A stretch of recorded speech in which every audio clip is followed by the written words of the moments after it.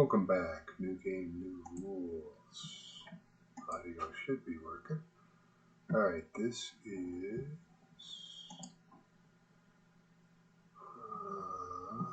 my screens. Okay, I left a note to myself. I went high tech on the budget, so I made a laptop. It's got lights on the back and an LED. It's got a keyboard, and it's got a laptop screen. And it says show laptop screens. Don't forget, stupid. So here we are. This is something that I found online that might have been overlooked, and there's a bunch of pictures here. And I left you the website up top. I googled bizarre green meteor falls to Earth with massive explosion in Turkey, nothing major.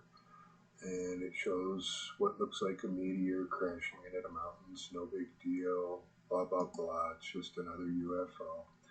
And I found this sun one, and I just like the pictures that they had because this looks like aliens to me, or spirits.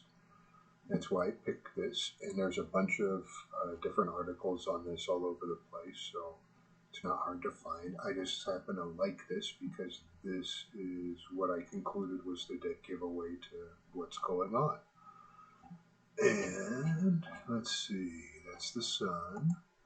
So I looked up Turkey and the devil. Don't ask me why.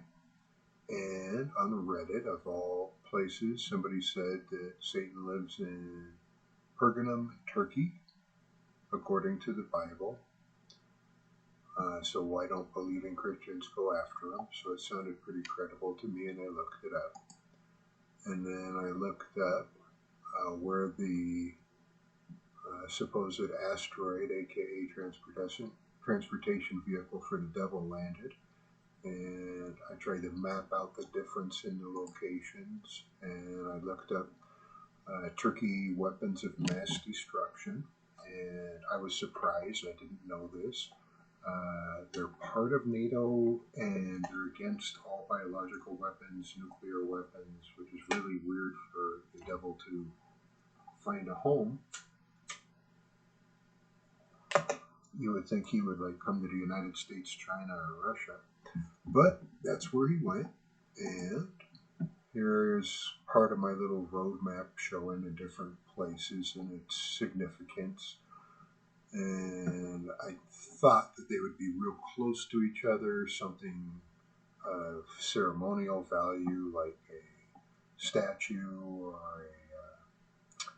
a ancient city, something of that. And then I found this. And then I found some inscriptions.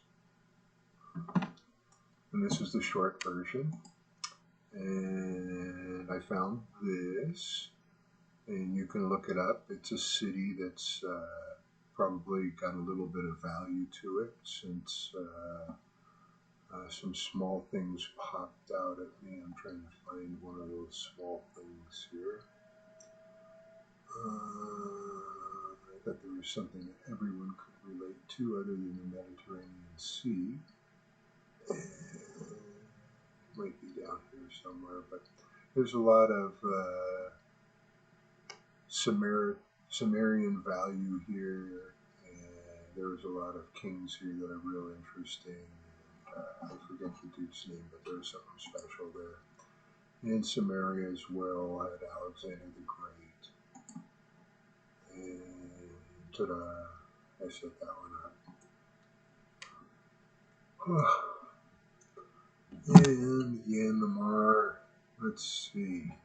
Oh, this is the mountain that probably might be in that picture. That's probably why I chose it. And I looked it up, and somehow I found this. I found Tantalus wasn't a fellatio device to please a woman.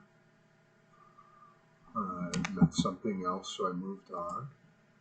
I was bored. And then I found the Caribou Crater, which loosely translated means black crater lake of the devil, for all intents and purposes, or black lake, and you can see pictures of it. Kind of looks like a swim hole with the devil. And I found this, which I uploaded to the hard drive that's available for people to look at.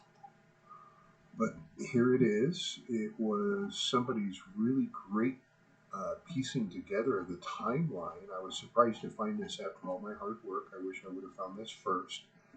And I think he's in the Middle East. All I know is P Research, and I found a name which I think might represent that person's name, Aesir. That's who gets credit for this. This is a heck of a piece. I didn't modify it. Probably should have looked at your rules a little better, but I spread it and I thought you would get credit through this. I thought that would be fair. I couldn't find you. I did send you a link. And I found this, which is you. And most of the links are dead, which is a shame. But I scoured a few things and found these patents that I thought were quite interesting that I was unaware of. And I found John Quincy St. Clair is the predecessor to that dude, Dr. Pius. So the government's been scooping gifted people here for some time. And I thought this was really interesting. And it's done in Puerto Rico, San Juan. I thought was even more interesting. And it's a similar design to the working prototype that's in the air that's no longer a prototype that's been running for years, being maintained right in front of it. And this details all the formulas. Why? This was a bumpkin design in the beginning. And here's some more designs that I thought were interesting. He designed, remember that UFO really works, and that design that I just showed you is crude, but is the earlier predecessor to that model. So it was in the evolutionary chain, and it's like a biplane. It's to be worshipped as its inventor meant it to be as far as the engineering standpoints. And this dude invented a magnetic vortex wormhole generator. And folks, I've been looking for a toaster if you've read my manuscript, and I might have found it. Anyway, that's an interesting patent. So I went and I looked up all of his patents. And there's a lot of really complex things in here. The Internet Accessible Mailbox System in 2006 is interesting. An electric dipole spacecraft in 2004 that I just showed you the diagrams to could be interesting. And remember, this was probably not told to the public until after they figured out all the little whoopsie hoodoos. I thought that walking through walls training system demanded a little bit of merit. This invention is training system which enables a human being to acquire sufficient hyperspace energy in order to pull the body out of dimensions so that the person can walk through solid objects such as wooden doors. Screw me with a broomstick. Make it go through me. Internet cellular phone prepaid service. That's weird.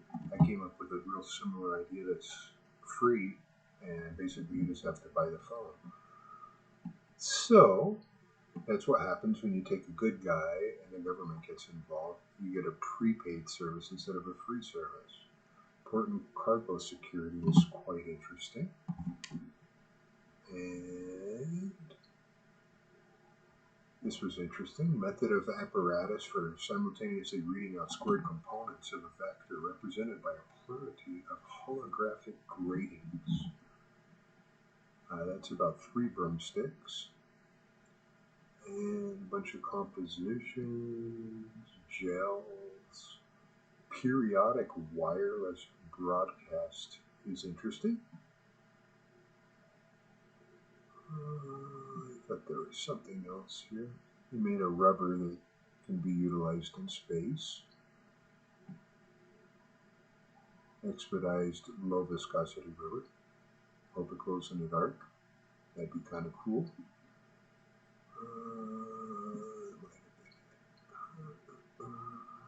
Polymers. Oh, there's 3. Oh, I'll let you look it up. It's just the patents. That's as far as I went. That's about enough I need to know about him. And I looked up Salvador Pius, and he only has a few that were publicly noted.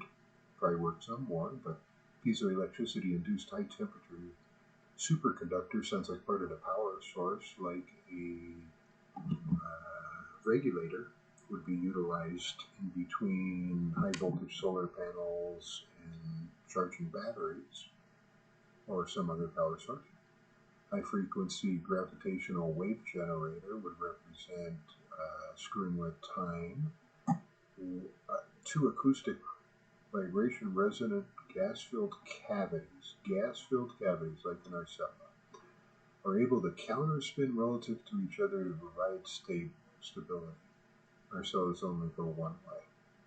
Got your beat. Piezoelectricity induced room temperature superconductor. Same thing, it doesn't burn up. Craft using an inertial mass reduction device is interesting, as is a high frequency gravitational wave generator, meaning potential esoteric plane transference. So, some interesting stuff. Nothing big.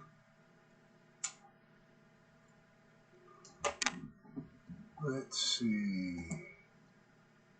I looked this up. Beware of Greeks bearing gifts was warned to me by somebody that if you utilize this gift, beware of false gods, meaning it's in my formula since day one.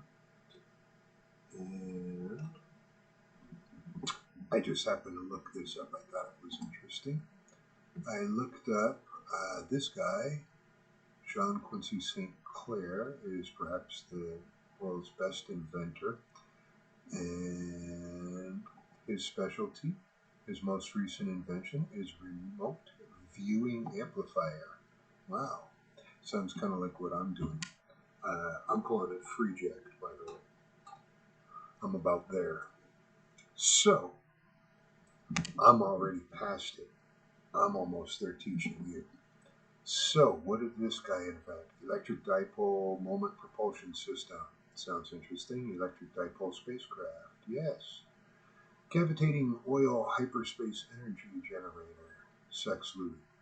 Hyperspace energy generator. Hyperspace torque generator. Rotor inductance propulsion system. Rotating electrostatic field propulsion vehicle. Electric dipole moment propulsion system. And magnetic vortex wormhole generator. All necessary for UFO flight. The problems that you incur when you change a wonderful design by God. And the remote viewing and a lot of his other gifts are here, and he happens to think something similar to me. Except I never doxed him. Might have now. Anyway, he goes on to recount how he used remote viewing to learn about the Palladian Federation. Remember that Star Trek saying? Yeah. Palladian Federation, because they probably represent the Pallades, and that's how we would perceive it. They probably have a different name. A group of over 100 intelligent beings that were brought to the Pallades from around the galaxy. On the Federation Council are the intelligent insect beings who fly black triangles over France and Belgium. As we know, Belgium is actually under France for the evacuation of humans to Earth 2, where they will be protected from the coming Battle of Revelations. Not me, folks.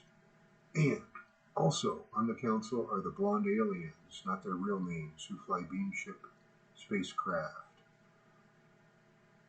St. Clair was able to use his remote viewing device to assist them when one of their beamships caught fire. He also impressed the Admiral Third Class of the Palladian Defense Department with the tactical benefits of his ability to communicate instantly from 90,000 light years away. It's actually 4.2 billion. But he argues that the development of remote viewing devices is important because one day it will mean we can become a vital part of the Palladian Federation. Sounds like what I'm pushing, except I did it differently. I went to the root of the problem and worked my way up to this portion. So there you have it. And that's someone else's opinion, not mine. Battle of Revelations I thought was interesting. I found those words, and it represents the end of times. was in a great mood. I looked up a place in Israel. God knows why it's been a little bit, but it obviously had some biblical references here. And I learned how to perfect it to attempt to change my original text and convert it to every language known to mankind and distribute it on other hard drive devices and other media events and methods of delivery. So, what have we learned? I already forgot the title of this sucker.